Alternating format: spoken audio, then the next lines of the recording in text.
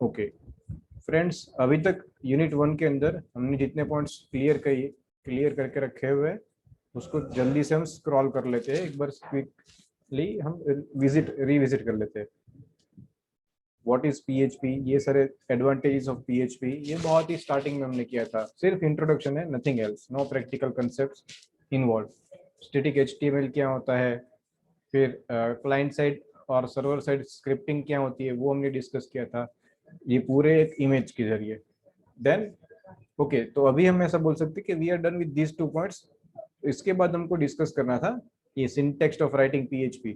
तो वो हमने, ये इसके अंदर थ्योरी जो है, यस यहाँ पर जो थ्योरी है फ्रेंड्स, उसके अंदर लिखा हुआ है कि अगर आपको पीएचपी का कोड लिखना है तो ऐसे ऐसे 4 रास्ते हैं। तो ये डिस्कस करने से पहले ही हमने एक प्रैक्टिकल डिस्कस कर लिया। और प्रैक्टिकल कैसे डिस्कस किया हमने कि ये नॉर्मल एचटीएमएल पेज को एचटीएमएल एक्सटेंशन से सेव किया, उसके अंदर कुछ पीएचपी का कोड ऐड किया और चेक किया तो नॉर्मल एचटीएमएल पेज के अंदर पीएचपी का कोड है तो उसको कुछ फर्क नहीं पड़ता, कुछ दिखेगा नहीं। तो हमने उसको पीएचपी एक्सटेंशन से सेव किया। उतना भी काफी नहीं है, अगर वो पीएचपी एक्सटेंशन वाली फाइल को हम ब्राउजर से कॉल करेंगे तो उसका कोर कोड जो लिखा होगा वो दिखेगा, उसका कुछ इम्प्लीमेंटेशन हमको दिखेगा नहीं। तो फिर हमने क्या जाना कि ये डॉट पीएचपी एक्सटेंशन वाली जितनी भी फाइल्स है उसको हम रूट फोल्डर में रखेंगे htdoc के अंदर और वहां से सब कुछ एग्जीक्यूट करेंगे। और फिर वो करने के बाद आगे अगर हमको काम करना है इन पीएचपी तो उसके अंदर कमेंट्स कैसे लिखते हैं, ये वाइट स्पेस सेंसिटिव है, सेमीकोलन से सब खत्म होता है, तो ये सारी चीजें हमने डिस्कस की। इसके अंदर डेटा टाइप्स क्या होती है, वेरिएबल्स कैसे बनाते हैं, इसके बारे में हमने बातें की थी। After that echo and print statement, ये बहुत ही बेसिक है। इनिशियली इको और प्रिंट स्टेटमेंट डिस्कस करने से पहले ही हमने इको का यूज कर लिया था। तो ये दोनों स्टेटमेंट्स यूज होते हैं to print the content on the website. दोनों एक जैसे ही है, उसके कुछ डिफरेंसेस भी है, वो भी हमने डिस्कस किए थे और ये एग्जांपल्स है। इको के द्वारा एक एग्जांपल और प्रिंट के वाला एक एग्जांपल। प्रिंट के अंदर एक स्टेटमेंट यहाँ पर कम है, लाइक दिस, ये मल्टीपल आर्ग्यूमेंट्स पैरामीटर्स जो है वो इको हैंडल कर लेता है लेकिन प्रिंट नहीं कर सकते, तो वो यहाँ पर नहीं है। Otherwise both are working same. फिर ये सारी एस्केप सीक्वेंस, अगर इको या प्रिंट के अंदर हम बैकस्लैश n बैकस्लैश r या फिर ऐसे कुछ, फॉर एग्जांपल कोई variable, in this example see we are printing the value of variable txt2, तो उसके आगे हमने डॉलर लिखा हुआ है। तो अगर मुझे डॉलर को प्रिंट करवाना है इन डबल इन्वर्टेड कॉमा, तो अगर उसको एस्केप करवाना है तो ये सारी एस्केप सीक्वेंस है जो हम आगे डिस्कस कर चुके हैं। ओके नाउ अभी जो हम बातें करनी है वो दोस्तों global, local and static variables. तो फ्रेंड्स ये सारे कंसेप्ट समझने के लिए हमको फंक्शन क्या होता है और फंक्शन कैसे बनाते हैं इसके अंदर ये समझना जरूरी है, जो अभी तक हमने डिस्कस किया नहीं है। लेकिन इसके एक्सप्लेनेशन में तो वो आएगा ही आएगा। तो इसको प्रैक्टिकली भी एग्जीक्यूट नहीं करते, मैं थियोरेटिकली आपको ये समझाता हूँ। फंक्शन क्या है वो अलग से हम सीखेंगे और फिर वापस यहाँ पर आके देख लेंगे। और आप सभी लोग सेमेस्टर 5 में यहाँ तक सब सीख के आए हो तो आपको ये भी मालूम है कि फंक्शन क्या होता है, ग्लोबल और लोकल क्या होता है, स्टैटिक क्या होता है, वो भी आपको मालूम है। लेकिन जल्दी से उसको यहाँ पर डिस्कस कर लेते हैं। A global variable, okay, global variable क्या होता है, variable declared outside a function has a global scope and can only B accessed outside the function. तो ग्लोबल फंक्शन, ग्लोबल वेरिएबल का ऐसा तो नहीं होता है। ग्लोबल फंक्शन, ग्लोबल वेरिएबल से जैसे ये वेरिएबल एक्स हमने डिक्लेयर किया जिसके अंदर वैल्यू 5 है, और अगर ये एग्जांपल के अंदर ऐसा दिखाया जा रहा है कि अगर फंक्शन, एक माई टेस्ट नाम का एक फंक्शन है जिसके अंदर मैं लिखूंगा variable x inside the function और उसकी वैल्यू प्रिंट करूंगा, तो ये एरर देगा, ये एक्चुअली में यहाँ पर नहीं हम एक्सेस कर पाएंगे। तो ग्लोबल है तो वो तो सारी जगह पर एक्सेस होना चाहिए, तो उसका सॉल्यूशन आगे देखेंगे हम। लेकिन अभी के लिए ऐसा है कि हम अगर इसको ग्लोबल स्कोप है इसका, तो यहाँ पर हम इसको कॉल नहीं कर सकते, इसको एक्सेस नहीं कर सकते हैं। लेकिन यहाँ पर करेंगे आउटसाइड द फंक्शन, ये इको स्टेटमेंट, तो यहाँ पर वो अच्छे से काम करेगा। अगेन आई रिपीट, जब हम फंक्शन डिस्कस करेंगे तो इसको भी एग्जीक्यूट करके ये प्रोग्राम को देख लेंगे। यस लेकिन अगर ग्लोबल वेरिएबल को मुझे फंक्शन के अंदर से एक्सेस करना है तो कैसे करेंगे? तो सिंपल आपको आगे एक कीवर्ड यूज करना है, ग्लोबल। जैसे कि देखो ये दो x और y, ये दो वेरिएबल ग्लोबली डिक्लेयर किए हुए हैं, उसके अंदर वैल्यू है 5 और 10, और अगर मैं इनको एक्सेस करूंगा यहाँ से तो एरर आएगी कि ऐसा कोई है ही नहीं वेरिएबल। लेकिन अगर मैं उसके आगे लिख दूं ग्लोबल x एंड y और फिर उसका समेशन करके y के अंदर स्टोर करूं और फिर y को प्रिंट करूं तो उसका आउटपुट आएगा 15। तो इस तरह से हम इसको एक्सेस कर सकते हैं। So the global keyword is used to access a global variable from within a function. To do this, use global keyword before the variables. And this is the example.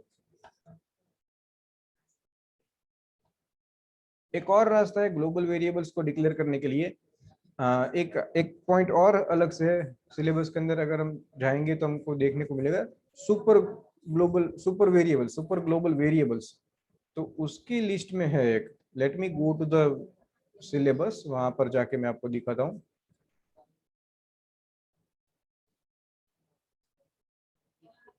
Yes, सी हो रही है super global variables, dollar get post request session, वैसा ही एक है Global's series Global's. तो इस ये super global variables क्या होते हैं उसके बारे में अलग से डिस्कशन करेंगे हम, लेकिन यहाँ पर क्योंकि ये पॉइंट है तो अभी हम देख लेते हैं। PHP also stores all global variables in an array called globals.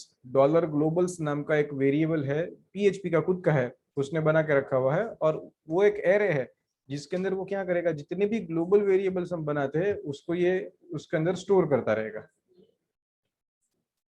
The index holds the name of variable, मतलब मेरे पास देखो मैंने एक्स वाई ऐसे ABCD बहुत सारे वेरिएबल्स में डिक्लेयर करता रहूंगा, तो with the help of this array मुझे कौन सा वेरिएबल ग्लोबली डिक्लेयर किया हुआ है वो एक्सेस करना है, तो वो कैसे मालूम पड़ेगा?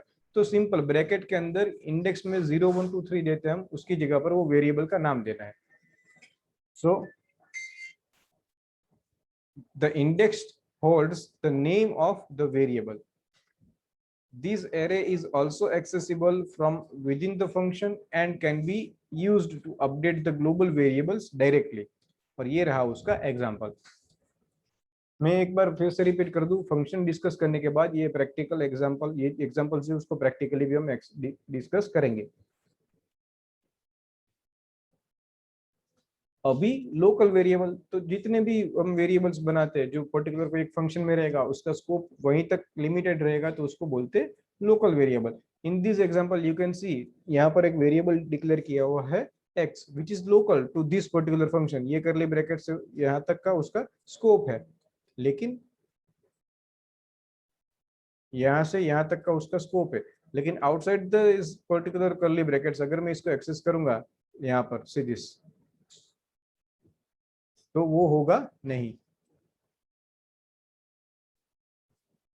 क्योंकि लोकल वेरिएबल जो है उसका स्कोप यहीं तक का है, तो इसको बोलते हैं लोकल वेरिएबल्स। फिर बारी आती है स्टैटिक वेरिएबल की। स्टैटिक वेरिएबल भी आप सभी को मालूम है, वो एक बार इनिशियलाइज होता है और जब तक पूरा प्रोग्राम चलता ही रहता है तो वो क्या होता है, उसकी वैल्यू खुद कभी भी चेंज नहीं होती है। जो स्टेट एक मतलब इनिशियलाइजेशन एक ही बार होता है, फिर वो आगे आगे बढ़ता ही रहता है, मल्टीपल टाइम्स इनिशियलाइजेशन नहीं होगा।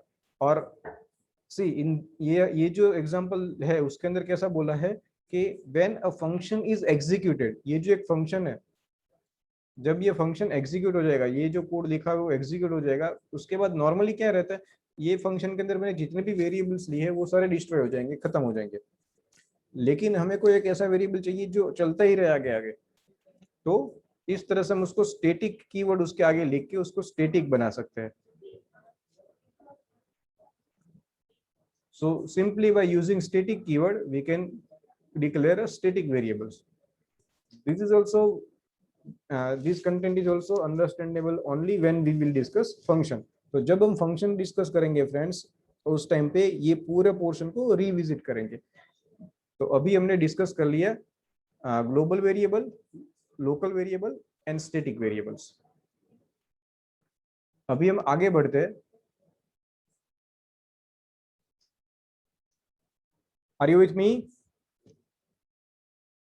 Yes, sir. Yes, sir. Okay. Friends, now I can say in unit number 1 इतने पॉइंट्स हमने खत्म कर लिए। कैसे पीएचपी का पेज बनेंगे, सिंटेक्स वगैरह, वेरिएबल, स्टैटिक, ग्लोबल वेरिएबल्स।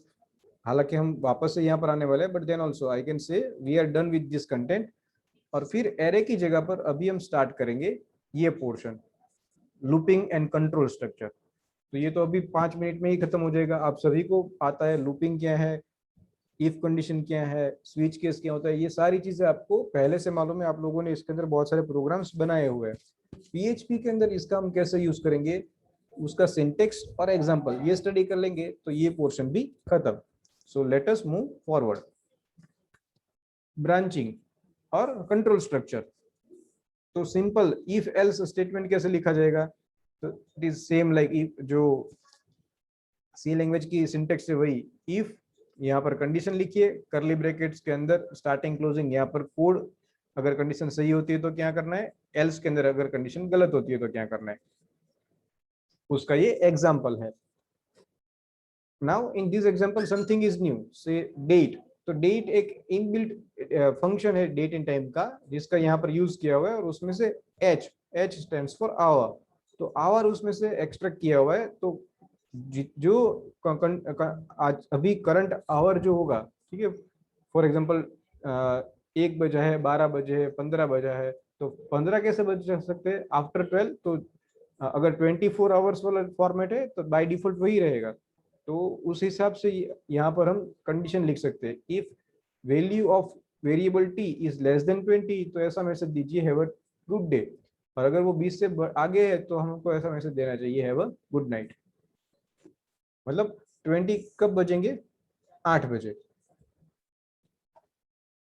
शाम को। जब 8 बजते हैं, अगर उससे कम का टाइम है तो गुड डे ऐसा बोल सकते हैं, अगर 8 से ऊपर है तो गुड नाइट ऐसा मैसेज देना चाहिए। और आगे जाते हैं, the L's if statement. Else if statement का स्ट्रक्चर ये रहा, इफ कंडीशन कोड लिखिए, एल्स इफ कंडीशन कोड लिखिए, एल्स कोड लिखिए, and this is the example. ये सिंटेक्स है और ये उसका एग्जांपल। अगेन डेट वेरिएबल का यूज किया हुआ है। If value is less than 10 तो हैव अ गुड मॉर्निंग ऐसा मैसेज दीजिए। If it is less than 20 तो हैव अ गुड डे ऐसा मैसेज दीजिए। इफ इट इज एल्स आपको क्या मैसेज देना चाहिए, have a good night.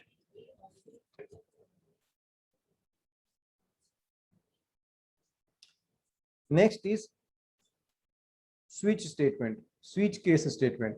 Switch case में क्या होता है दोस्तों, when we want one variable to be tested checked multiple times, उस टाइम पे हम एल्स इफ इसका भी यूज कर सकते हैं। सी $t हर जगह पर हम $t को ही टेस्ट कर रहे हैं। सेम वे ओवर हियर, कोई एक ही वेरिएबल हमको मल्टीपल टाइम्स उसको कंडीशन चेक करनी है तो उसको स्विच केस में ले सकते हैं हम। ये एन स्टैंड्स फॉर कोई variable, and then case label 1, case label 2, और उसके बीच में कोड लिखने के बाद एंड में हमको ब्रेक स्टेटमेंट लिखना है। और फाइनली डिफॉल्ट, अगर एक भी केस सही नहीं होता है तो डिफॉल्ट में जाके हमको जो भी कोड एग्जीक्यूट करवाना है वो करवाएंगे। We all are very versed with it. हमने सभी ने सेमेस्टर 1 से लेके अभी तक 4 सेमेस्टर तक बहुत सारे प्रोग्रामिंग लैंग्वेजेस आप सीखे हुए हो, और सभी के अंदर ये कंट्रोल स्ट्रक्चर के अंदर ये आता है। चलो इसका एग्जांपल डिस्कस करते हैं।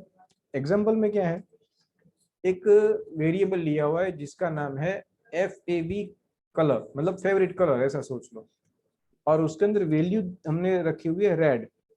तो जो भी वैल्यू वेरिएबल के अंदर आएगी वो उस हिसाब से वो पर्टिकुलर केस जो है वो एग्जीक्यूट होगा। इफ केस रेड तो मैसेज ऐसा इको स्टेटमेंट के जरिए मैसेज प्रिंट करवाया है, your favourite colour is red, break and switch case से बाहर निकल जाएंगे।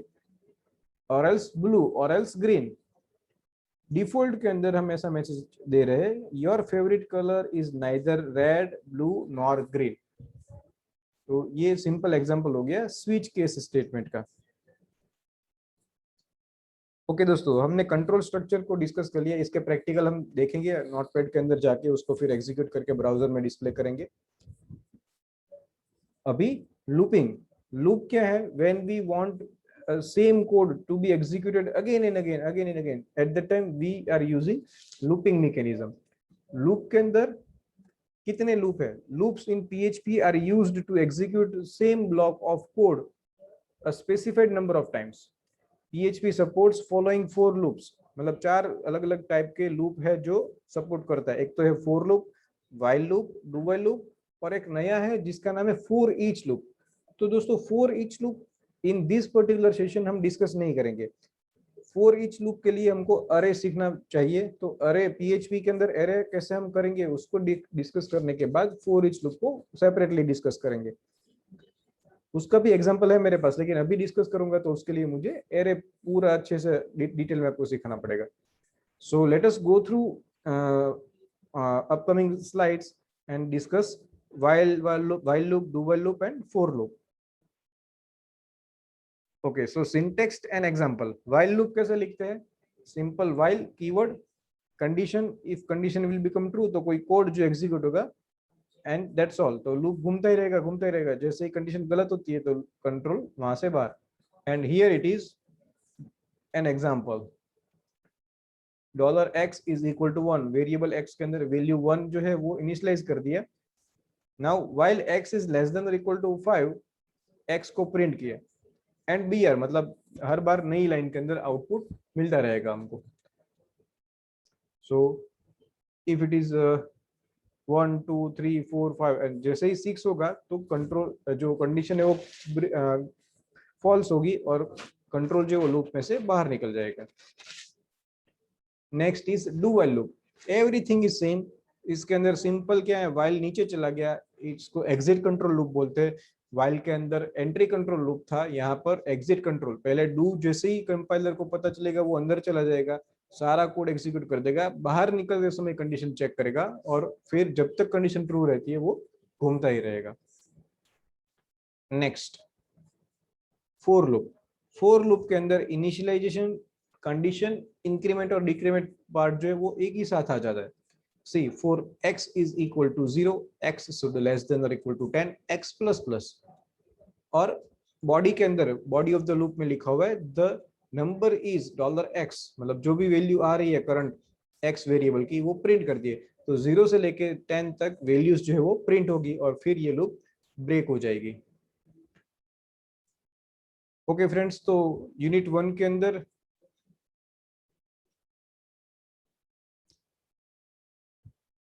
Okay let us move to the practicals. ये जितने भी कोड हमने डिस्कस किया उसका प्रैक्टिकल इम्प्लीमेंटेशन है और उसको डिस्कस करते हैं। एंड वी ऑल नो कि ये कंट्रोल स्ट्रक्चर या फिर लूपिंग का जो भी प्रैक्टिकल हम परफॉर्म करेंगे वो PHP फाइल को हमको कहाँ पर रखना पड़ेगा, XAMPP फोल्डर के अंदर htdoc में। So here it is cs.php file I do have available with me. इसको सिंपली राइट क्लिक करके let me edit with notepad plus plus. तो देखो वो जो पीपीटी के अंदर हमने कोड डिस्कस किया था वो है यहाँ पर मेरे पास। इसको सिंपली एग्जीक्यूट करते हैं। तो cs.php फाइल को हमको कहाँ से कॉल करना पड़ेगा, लोकल होस्ट में से। उसके लिए XAMPP सर्वर स्टार्ट, XAMPP के अंदर अपाचे स्टार्ट होना चाहिए। So I do have Apache server is running in my machine. Let me call this file from local host. Are you with me friends? Yes, sir. Yes, sir. Okay, cs.php। आप क्या बोलते हो दोस्तों, क्या code execute होगा? अगर ये code मैं एग्जीक्यूट करता हूं तो क्या प्रिंट होगा? देखो सबसे पहले तो एक वेरिएबल डिक्लेयर करेगा $t, उसके अंदर कुछ वैल्यू आएगी। तो डेट फंक्शन है एक, अभी वो सारे फंक्शंस को हमने डिस्कस नहीं किया है लेकिन ये समझ सकते हैं हम। लाइब्रेरी का एक फंक्शन है इनबिल्ट। डेट फंक्शन क्या करेगा, करंट डेट इन टाइम में से आवर, करंट आवर जो है वो हमको एक्सट्रैक्ट करके देगा। और करंट आवर क्या चल रहा है, इट इज 1। तो एक जो वो वहां से एक्सट्रैक्ट होकर यहाँ पर आएगा और यहाँ पर वैल्यू जो है वो value of $t is going to be 1 and it is less than 20। तो क्या प्रिंट होगा, have a nice day. So let us check. See this.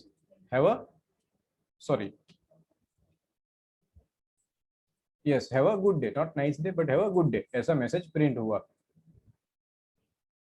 So simply this is, यहाँ पर अगर ब्राउजर में जाके हम चेक करेंगे right click and view page source, तो उसमें कहीं पर भी हमको इफ या एल्स जैसा कुछ दिखेगा नहीं। ये नॉर्मल कंटेंट लगेगा हमको कि जैसे ही नॉर्मल किसी ने HTML के अंदर have a good day type किया हुआ है वही है। तो पूरा मैकेनिज्म जो प्रोग्रामिंग करना है हमको, वो सर्वर साइड स्क्रिप्टिंग किया, सर्वर उसको एग्जीक्यूट करके ब्राउजर को यही चीजें दिखाएगा। सेम वे आप फेसबुक देखते हो, गूगल देखते हो, यूट्यूब देखते हो, उसके अंदर कहीं पर भी जाके आप राइट क्लिक करके व्यू पेज सोर्स करोगे तो इसके अलावा और बहुत सारी चीजें आएंगी, बहुत सारी चीजें होंगी, स्क्रिप्ट टैग होंगे, HTML DHTML, बहुत सारी चीजें, लेकिन कहीं पर भी प्रोग्रामिंग नहीं होगा। अगर जावा स्क्रिप्ट है, क्लाइंट साइड स्क्रिप्टिंग है कुछ, तो उसके अंदर इफ कंडीशन हो सकता है, but that is what it is going to execute at the client side. लेकिन सर्वर साइड एग्जीक्यूट होने वाला कोई भी कोड आपको यहाँ पर दिखेगा नहीं। So am I clear with normal if else execution? Clear हो रहा है फ्रेंड्स ये नॉर्मल इफ एल्स का एग्जीक्यूशन? Yes sir. ओके, अभी इसको मैं कमेंट कर देता हूँ और नेक्स्ट जो है उसको अनकमेंट करता हूँ। नेक्स्ट क्या है? Else if. तो मल्टीपल इफ, अगेन एच जो है उसको स्कैन कर रहा है। अभी मेरा जो मशीन है उसका जो टाइमिंग है, ठीक है, वो 12 आवर्स का है, तो कभी ये 12 से तो बड़ा होगा ही नहीं। लेकिन अगर 24 आवर्स का है तो करंट टाइम क्या है? It is 13। जो आवर हुआ है वो 12 बज के 1 घंटा और आगे चला गया। मतलब करंट आवर अगर मैं निकालने के लिए जाऊँ 24 आवर्स में से, तो करंट आवर इज 13। तो करंट आवर इज 13, जो इससे बड़ा है तो क्या मैसेज आना चाहिए? Have a good day. लेकिन मेरे कंप्यूटर के अंदर 24 की बजाय 12 आवर्स वाला सेटिंग है, तो अभी यहाँ पर दिख रहा है 1:45। ओके, तो यहाँ पर यही मैसेज आएगा हमको, हैव अ गुड मॉर्निंग। चलिए इसको सेव करके चेक करते हैं। अभी इसको हमने अनकमेंट कर दिया है, इसका मैसेज नहीं प्रिंट होगा, लेकिन इसका मैसेज प्रिंट होगा। ओके, तो सेम मैसेज आ रहा है, इसलिए हमको कुछ चेंजेस नहीं दिख रहे। Let us do one thing. ये जो टी है ना, जिसके अंदर हम वैल्यू डेट की दे रहे हैं, उसको हम मैं बोल देता हूँ से फॉर एग्जांपल अभी करंट डे जो ओवर चल रहा है वो है 13, और जो डेट वाला फंक्शन में से वैल्यू आ रही थी उसको कमेंट में डाल दिया। Now let me simply save this और यहाँ पर एग्जीक्यूट कर दे। There is an error, let me delete इसको। अच्छा हाँ, सेमीकोलन नहीं किया हमने। Let me execute, see this. Now अभी हैव अ गुड मॉर्निंग ये नहीं आ रहा है, अभी क्या आ रहा है? Have a good day. क्यों? क्योंकि करंट आवर इज 13, तो अभी दिन खत्म नहीं हुआ है, लेकिन मॉर्निंग जो है वो तो चला गया है, तो हैव अ गुड डे। लेकिन अभी मैं अगर ऐसा बोलूंगा कि करंट आवर इज 21, मतलब 9 बजने को है रात के, तो क्या मैसेज आना चाहिए? Have a good night. So it is functioning appropriately, ठीक से काम कर रहा है ये। Okay, now let me comment this code और नेक्स्ट कोड को एग्जीक्यूट करते हैं।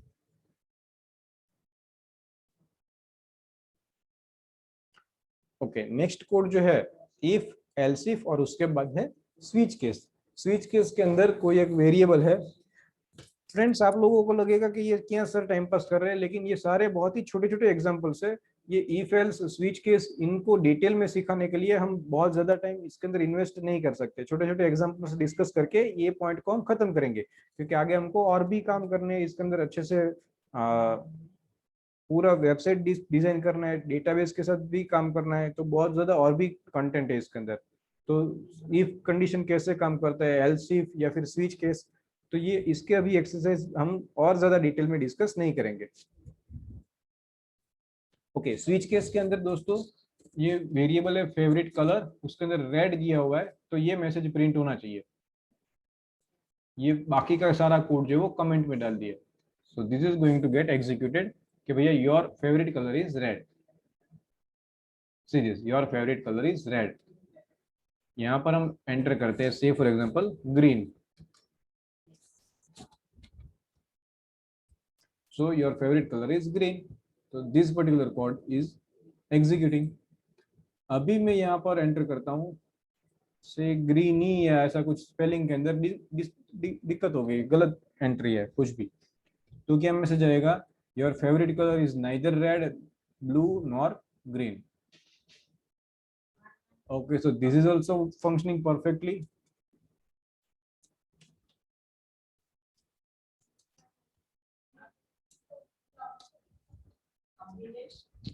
Okay, now let me put this code into the comment and let us execute this code. ये क्या है? कंट्रोल स्ट्रक्चर खत्म हो गया, अभी लूपिंग मैकेनिज्म स्टार्ट हुआ. While x is equal to 1, sorry, x is equal to 1 and while x is less than or equal to 5, x की value print करते रहो और x को प्लस प्लस करते रहो. तो 1 2 3 4 ऐसे प्रिंट होगा. चलो एग्जीक्यूट करके चेक करते हैं. इसको सेव कर लेते हैं and let us execute. So see this, number 1 2 3 4 up to 5. Okay, now again let me comment this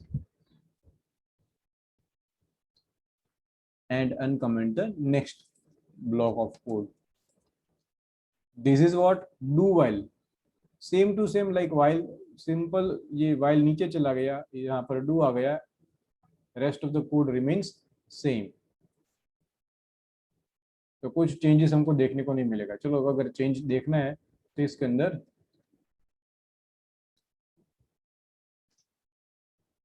से do while ऐसा मैसेज डाल के रन करते हैं. सो डू वाइल के जरिए ये इंफॉर्मेशन हमारे पास आ रही है.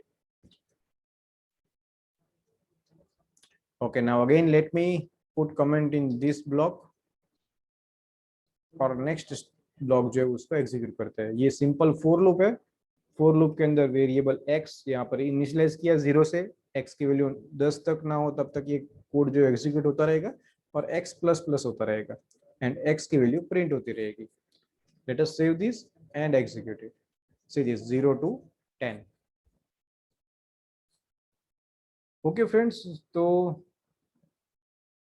I could say we are done with these points. ये भी हमने खत्म कर लिया. तो आगे जितने भी if else वाले कोड कुछ आएंगे, ठीक है, तो उसके अंदर ये if कंडीशन कैसे काम करता है, ये फॉर लूप कैसे काम करता है, उसको हम डिस्कस नहीं करेंगे. लूपिंग मैकेनिज्म के अंदर फॉर ईच लूप वो एक पॉइंट बाकी है, वो हम डिस्कस कर लेंगे. जैसे ही हम ये एरे को डिस्कस करेंगे वी विल स्टार्ट डिस्कसिंग, इसको भी हम डिस्कस कर लेंगे, फॉर ईच लूप को भी. Okay, thank you very much friends.